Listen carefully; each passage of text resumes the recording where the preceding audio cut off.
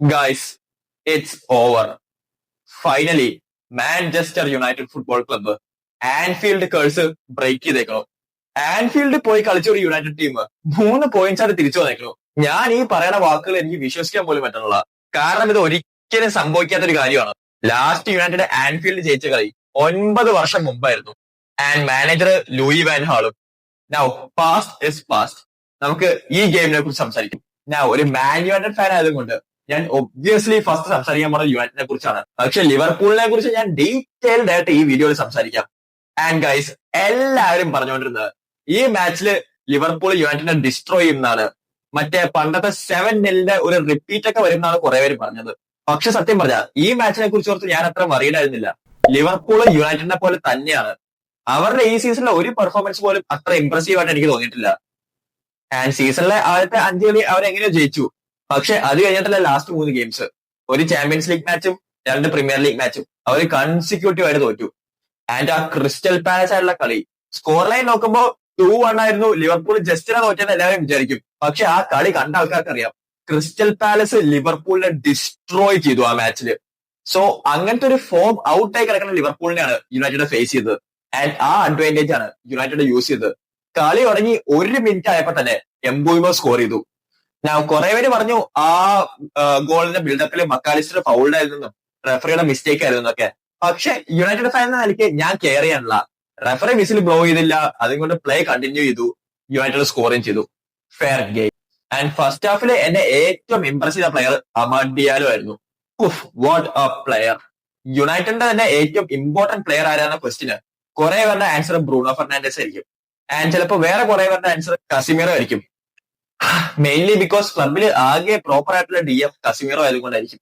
പക്ഷെ എന്റെ ഒപ്പീനിയനിൽ ഒരു കളിയിൽ അമാഡ് ഡിയാലോ നല്ലോണം പെർഫോം ചെയ്താൽ ആ മാച്ചിൽ ബൈ ഡീഫോൾട്ട് യുണൈറ്റഡ് നല്ലോണം പെർഫോം ചെയ്യും.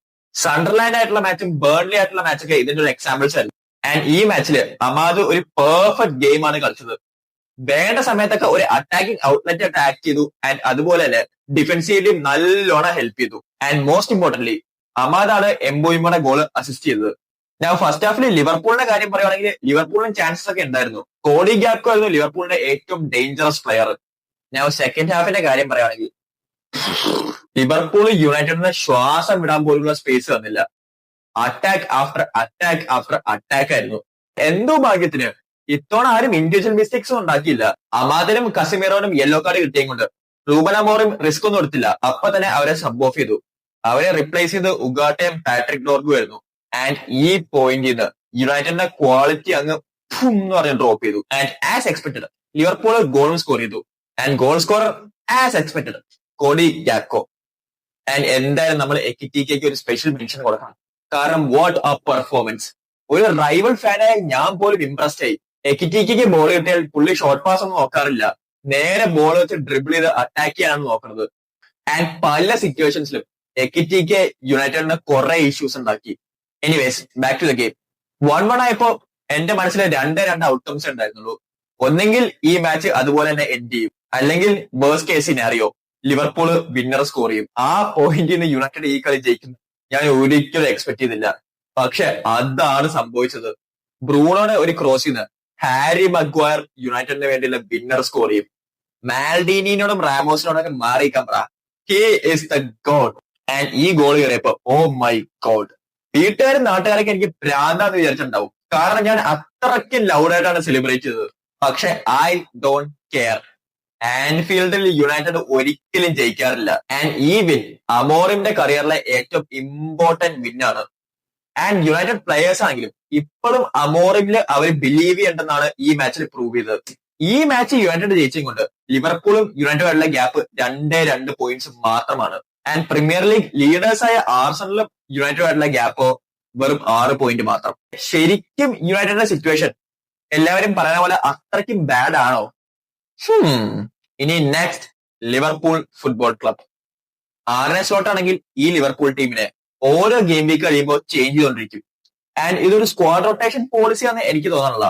എനിക്ക് ഫീൽ ചെയ്യണത് ആർനെ സ്ലോട്ടിന് ഇപ്പോഴും പുള്ളിയുടെ ഏറ്റവും ബെസ്റ്റ് 11 എന്താന്ന് അറിയില്ലെന്നാണ്.